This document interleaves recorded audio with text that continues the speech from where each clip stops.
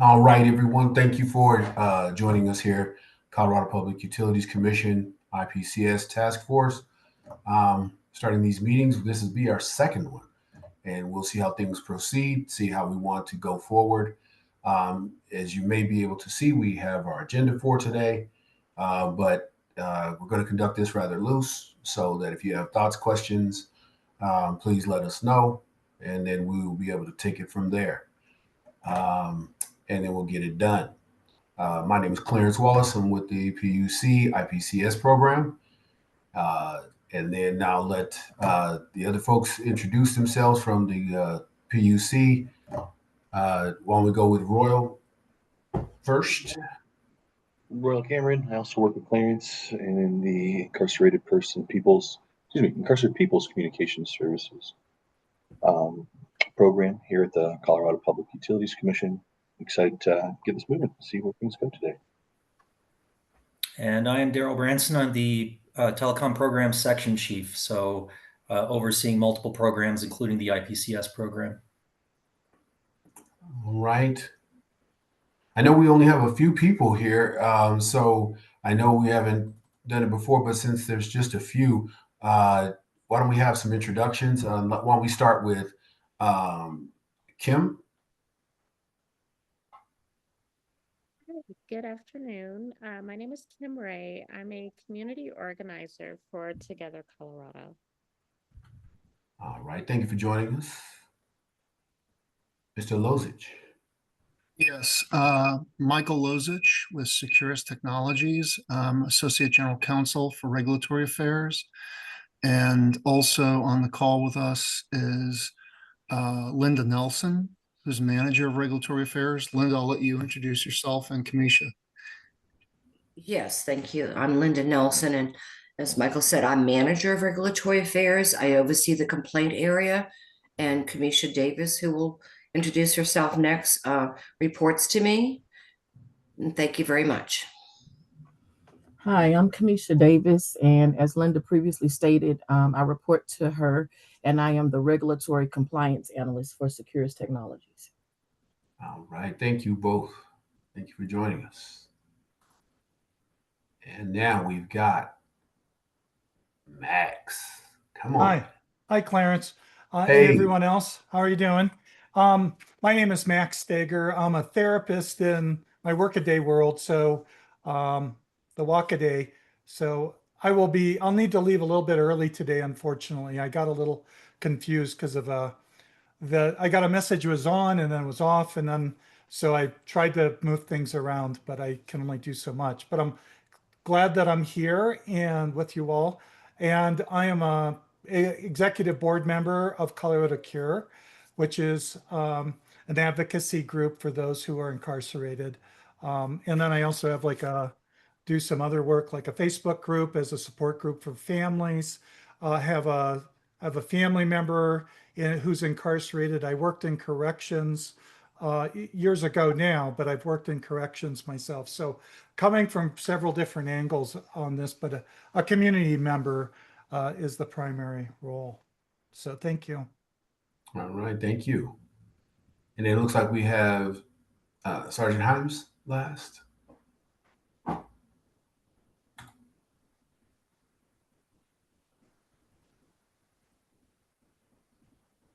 No microphone. Okay. And then we also have Captain Theobald with us as well. Excellent. See that in the chat.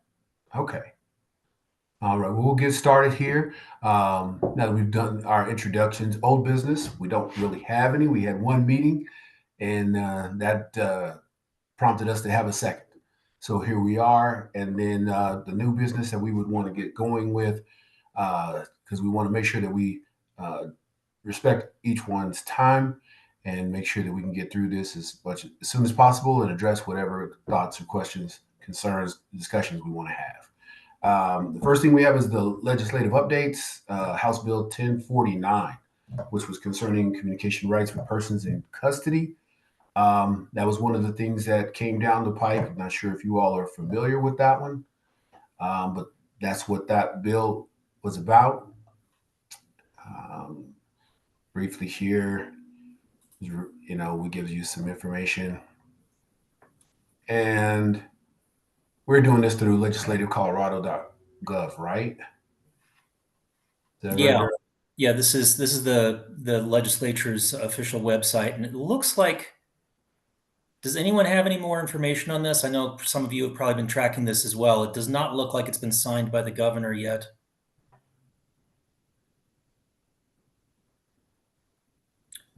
But primarily, this bill would have required correctional facilities to ensure that people who are detained or arrested or imprisoned have the right to communicate with an attorney or family member by making a reasonable number of telephone calls through any other reasonable manner. And it might affect, the for people who can't afford to make phone calls, it might affect the facility's responsibility to ensure that those people can make phone calls under certain circumstances, as well as in-person communication. So if you're not familiar with this bill, you might want to take a look at it. I cannot tell from looking at it right now whether it looks like it has been passed because it was passed by both the House and the Senate, but it does not say it's been sent to the governor yet. So it may just be in the pipeline for that. Okay, and then we also had Senate Bill 155, that one concerning the creation of an advisory council for persons who are incarcerated. I think this would be rather groundbreaking. I know this would be of interest to a number of folks. Um, I don't have anything else other than what we have here stating that the Senate has considered it. Um, do you all have any additional information? Yeah, it looks like we're in the same position on this one where it looks like it was repassed because there were amendments and it had to be repassed by both the House and the Senate, but both of those repassed it. So it should be going to the governor, even though it doesn't say that yet, unless somebody has other information on that. Okay. And just a quick summary of this, it creates a council, an advisory council to identify, examine, and discuss issues, interests, and needs affecting people who are incarcerated and to make recommendations essentially to the General Assembly. So this is an advisory committee that may be recommending future legislation on this topic, which may affect communication services, obviously, but it would go well beyond that to other issues that affect incarcerated populations. All right. And then there was Senate Bill 208 concerning about the amounts that the Department of Corrections covers in penal communication services and in connection with making an appropriation. I know this one probably sits home and probably more familiar to you all about how things were going. Actually, everything was pushed out. So instead of there being 100% of coverage this year, it's going to be 75% as of July 1st. And then the 100% coverage would look at July 1st of 2026 for those that are in penal communication and using those providers, those services. Is that pretty much sum it up? Is there any other thoughts or things that people would like to bring to us? The governor has signed this one. So, is there anything that you can tell us that as far as what you think the impact will be or how you think that will affect you all?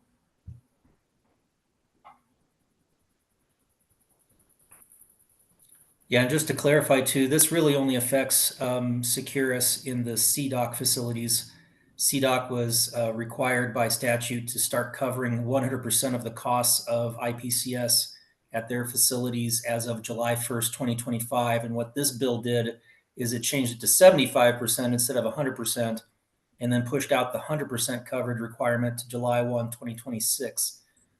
And I can't say for sure what prompted this, but I'm guessing the state's budget problems this year were a major factor in that decision. But it basically just pushes off that 100% coverage requirement for one more year. So any concerns from you, Mr. Lozich or Ms. Nelson, anything like that as far as implementing this? No, I mean, we'll just have to adjust um, the current rates. I forget what the percentage is currently. I think it might be 50% of the cost presently. So instead of going to 100% on July 1st, we'll go to 75. I mean, and then obviously next July, we'll change it to zero. We'll zero those rates out. Excellent. Okay. Any other comments on that? Any other legislation? Pretty straightforward. Not aware of any other pieces. Okay.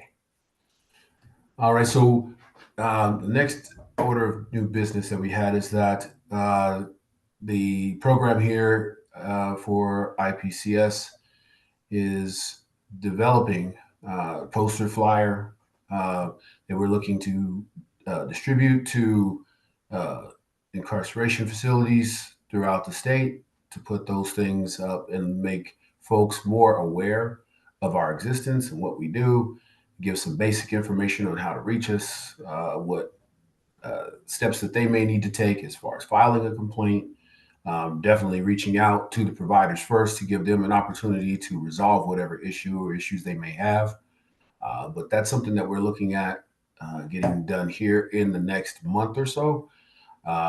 So that's something that we're looking at doing. Um, if we have not, if you've not seen a sample of this, we can get this out to you.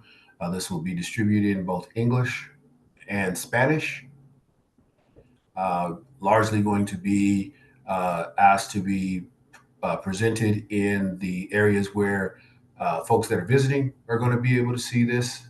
They may choose to also post these in areas where incarcerated folks reside, but basically it's just trying to let folks know that we're here, what we do, and how to get in touch. That's something that we'll be doing, but we'll be getting those out to you if you have not already seen those things. Will, did you have anything else you wanted to add to that? No, that was great. I can take the next part though if you want the quarterly reports. Please knock yourself out. Folks want to know. So tomorrow is the deadline to get the quarterly reports posted publicly on our site.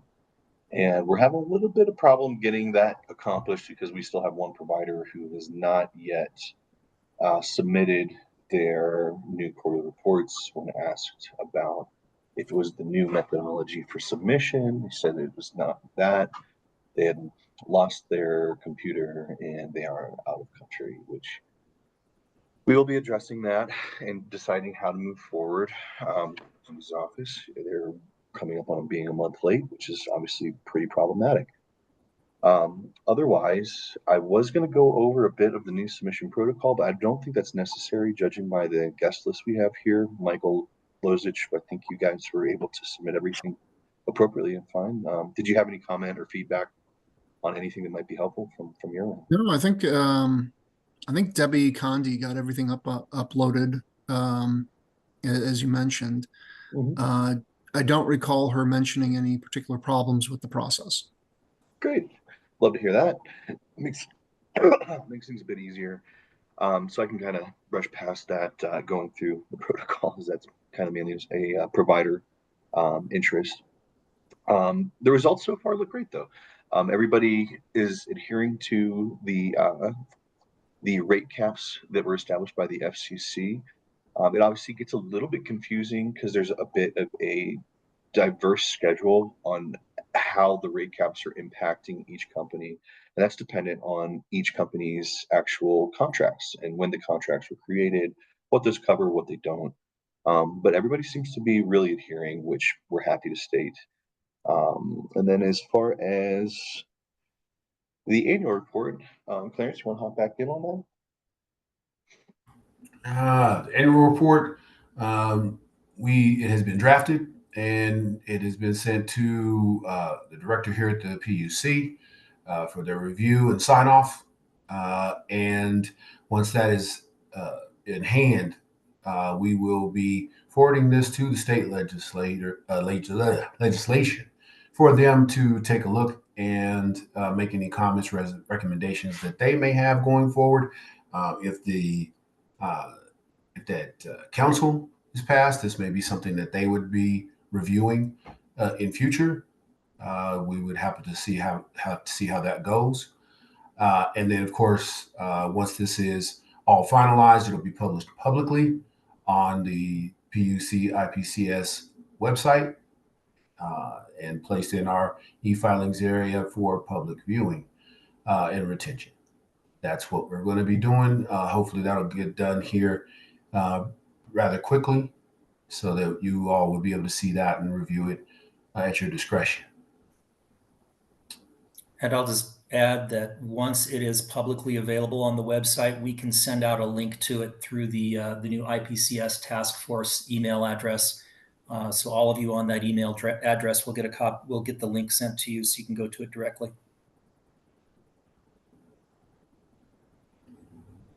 All right. Any thoughts, questions about that? Excellent. See that we've had a few more people join us. Welcome, welcome. Please feel free to jump in. This is just whenever you have a thought or a question, please let us know. We'd love to hear from you. And then our website. I know Daryl's been taking mostly point on this as far as getting our website updated. We're doing that at the PUC overall, but in particular for the IPCS. There's a restructure going on. Where are we at with that right now, Daryl? So it's got to go through a lot of, as you can imagine, a website for, and it's not just the PUC, even it's all of the Department of Regulatory agencies are going through a restructure of the website. So as you can imagine, for a project that big, it's got to go through a lot of layers of approval.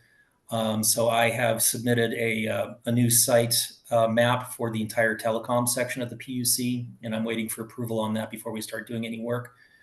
We just really basically wanted to let you guys know that the website will be changing. So if you see, if you're used to finding things in certain spaces and you don't see them at some point in the future because of the website redesign, please feel free to email us. I think everybody's got the IPCS team email address. Please feel free to email us and ask us where you can find that information if it's difficult for you. All right, so that's something that's upcoming.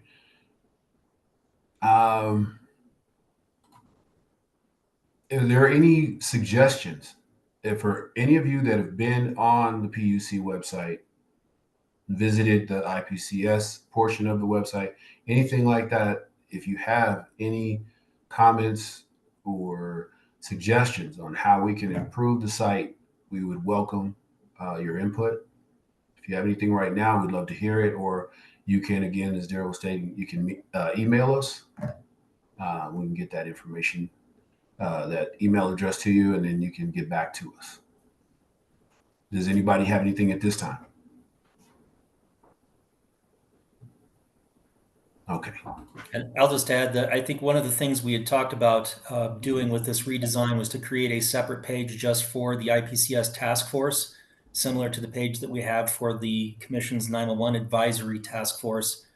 So that you would have one place to go where you would have recordings of past calls, you'd have the agenda and minutes from past meetings, and any documents that come out of this task force could be stored there as well. So there'd be one-stop shopping for all of that information. Okay. I believe that I should be able to put in the chat here, task force email, Dora_IPCS_task_force at googlegroups.com.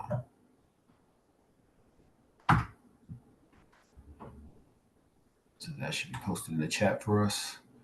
And then the next thing that we have on the agenda for today is complaint trends that we've experienced since last time we met. There was a wave of complaints that we received over month of March and going into probably the midpoint of April in regard to Wi-Fi issues not working, things not working appropriately in that area and allowing for communications using tablets, phone, what have you, at various facilities, predominantly in the Canyon City area. I believe those things have been resolved. Uh, Michael, Linda, do you have anything more to add? Uh, Kamisha, Not, any of you? not really. I'm gonna have to, like Max, I'm gonna have to jump off here fairly quickly.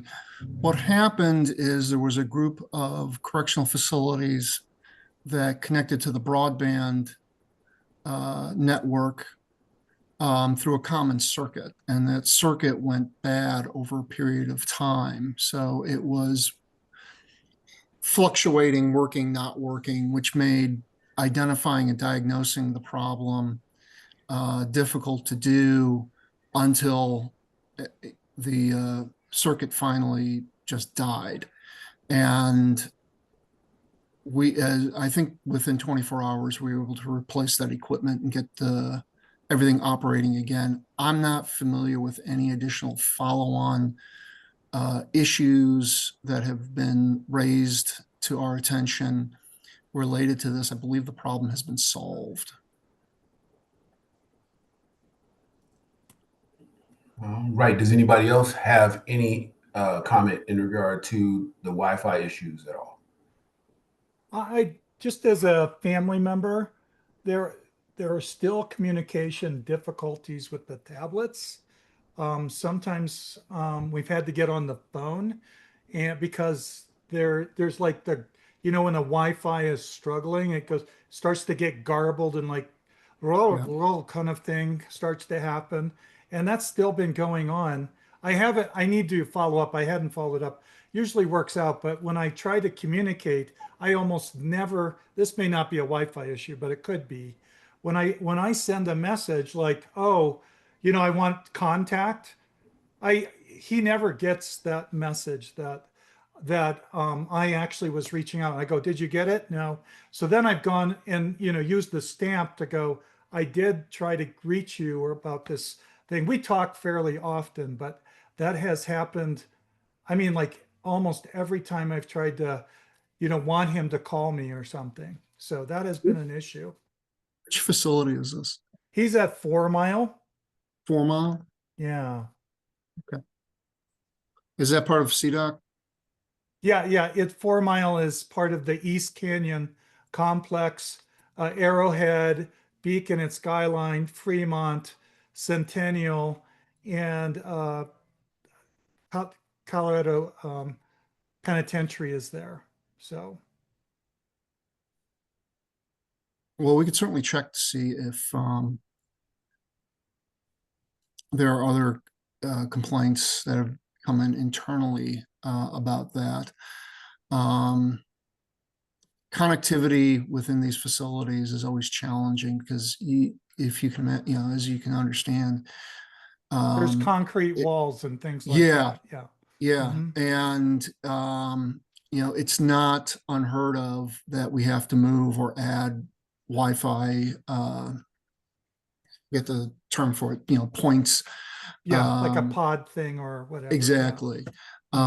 So we can certainly take a look at that and see if we're hearing anything else out of 4 Mile, regarding those issues. And if it's an individual issue, who should I reach out to about that? Kamisha, it's Linda. Yeah.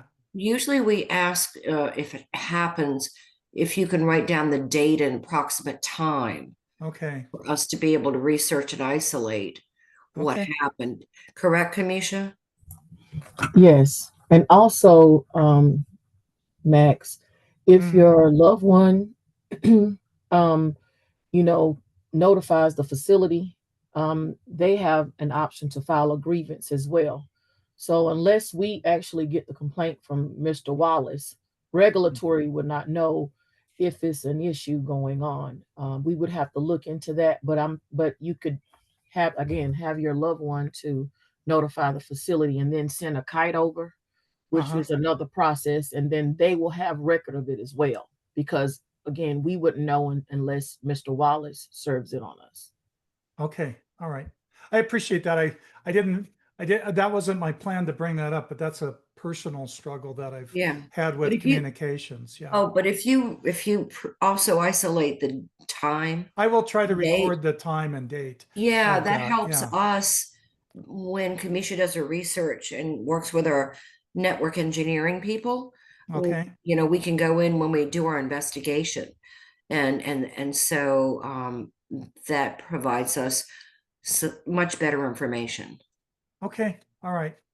I appreciate that. Thank you so much for that. I have to get going, but I appreciate this and I look forward to the next one. Thank you for your assistance, everyone from Securus, Ms. Nelson You're welcome. and Kamisha. I appreciate Ms. Davis. So You're take welcome, care. sir. You're Okay. welcome. Thank you. All right. Thank you for joining us. Thank you. Bye. All right. Do we have any more comments in regard to this particular item? All right. Seems not. That takes us through the agenda, the things that we wanted to share with you all.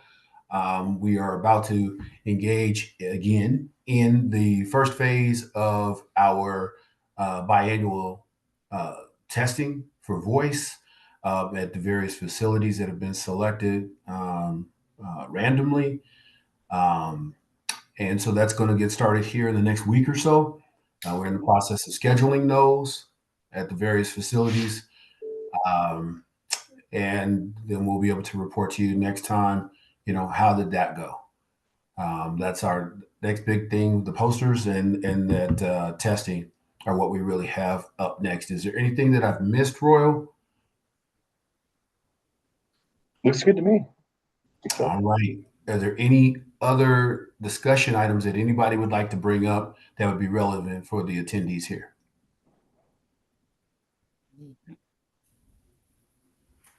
So this is Daryl. I just want to confirm with the group. I know we've got a small group on today, but at the last meeting, which was the first meeting of the IPCS task force, there was discussion of continuing these meetings on a quarterly basis, which would put, if we do that, then the next meeting would be in August. And we also talked about alternating them between a daytime hour and an evening hour. So last time we did it at 6 p.m. This time, obviously, we're doing it at noon. And so next time we would go back to 6 p.m. I just wanted to see if that still sounds like a good cadence and a good plan for the rest of the attendees. I'm not available in the evenings, but I don't know how much input I would have. Sorry, it's Amy. I just jumped. Hey. I'm sorry. It's been a very hectic day. So I'm just jumping in here right at last minute. But I don't know how much you would need me for anything at that point. But evenings definitely does not work for me, and I can't have any kind of overtime. It's just the rule. So. Understood. And I will remind everyone that we will be recording all of these meetings. Okay. I do see something in the chat. Linda says, my sister had problems communicating. She is in Virginia. They could not hear or see each other and got disconnected after a couple of minutes. Happened on landline a couple of times. This was last year with Denver jail. So this was somebody in Virginia trying to talk to somebody at Denver jail, and they got disconnected a couple of times. Royal and Clarence, if Linda has more details about that incident, would it be helpful for her to email that to you so you can follow up on it? It would be if there's something current going on. I guess that you're saying that happened last year. If there's something that is currently ongoing, we would definitely want to, or at least direct you to the not current. Okay. As we see in the chat, not current. But if there is something like that comes up, then we would want to direct you definitely to address it with the facility and the provider that provides services to that facility, to give them an opportunity to address it. And then if that does not work, and it's been 5 business days, or so, and you've gotten no response or resolution, then we would definitely want to hear from you for sure. And again, we can get you you should have the information on how to reach us. Okay, they were not helpful. Who are we speaking of, the facility and or the provider?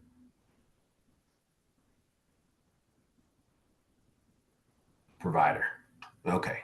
So then that's what I'm saying. If there's not any constructive progress in that area, 5 business days in, we haven't gotten really any movement. We definitely want to hear from you, because then we can try to see what we can do to help facilitate a resolution as best we can. Okay. And I'll also say the email address that Clarence added to the chat earlier is for the task force.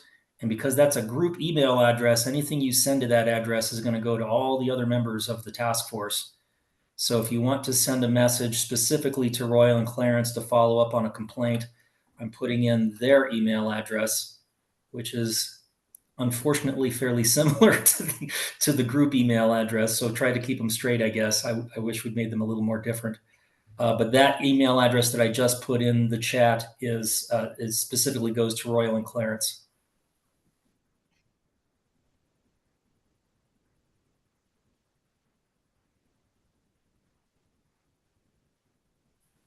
All right. Do we have any more comments for the good of the order here?